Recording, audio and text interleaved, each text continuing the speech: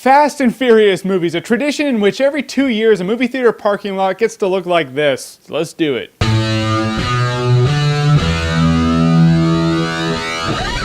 Fast 5. So admittedly, I've only seen the first Fast and the Furious movie. And when I saw it, I was like, oh, it's like Point Break with cars. If you haven't seen Point Break yet, see it, then you'll know. So in Fast 5, this drug lord in Rio de Janeiro pretty much runs the place, which is a totally different side of Rio that they show in this movie. In Rio, it was like, oh, nice and fun and hang gliding and colors. In Fast 5, it's like crime and drugs and machine guns. Yeah, I don't want to go there anymore. And so Vin Diesel and Paul Walker are like, all right, in order to take that guy down, we're gonna take his money. So they get the entire crew together, which I recognize a lot of people from the other Fast and Furious trailers. And after that, it's like Ocean's 11 with cars. There is one crew member, I don't recognize her from any of the trailers, but oh my God, this chick is perfect. She is hot. I'm being dead serious with you guys. All right, you know, all the girls that I've said are hot and they're like my wives and whatnot, like Natalie Portman, Anne Hathaway, and I'm pretty sure there was one other chick. No, this is a chick right here. This chick is perfect. Every time she's on screen, the dialogue just becomes, all right, we're gonna go.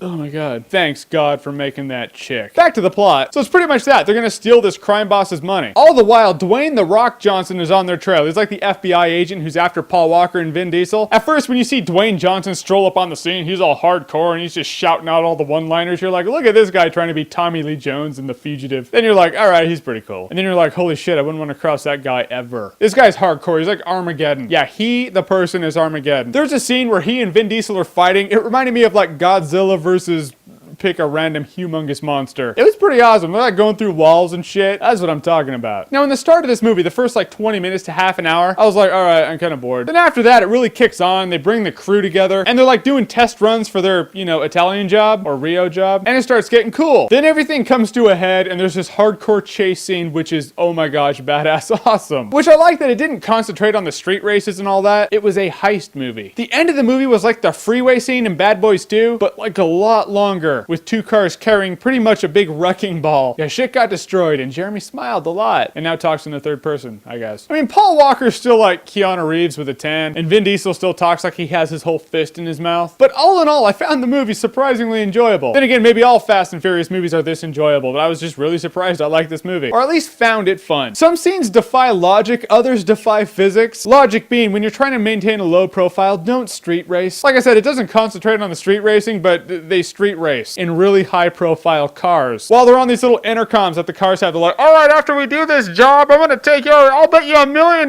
we all beat you. Daniel Ocean would not put up with that shit. He would slap you all in the head, then slap himself in the head for doing Ocean's 12. If you like the Fast and the Furious movies, this is like your holy grail. This is like your Passion of the Christ of Fast and Furious movies. So you would give Fast 5 Awesometacular. I'm not gonna buy the movie on Blu-ray, but I was surprised at how cool I found it. So I will say it's a good time, no alcohol required. If I had to pay full price for this movie, I'd walk out of there going, it's pretty cool. I'm not a grease monkey. I'm not a car head. I drive a Saturn. That's right, ladies. I am that cool. But if you like what you've seen here and you want to see more, click right here to see more.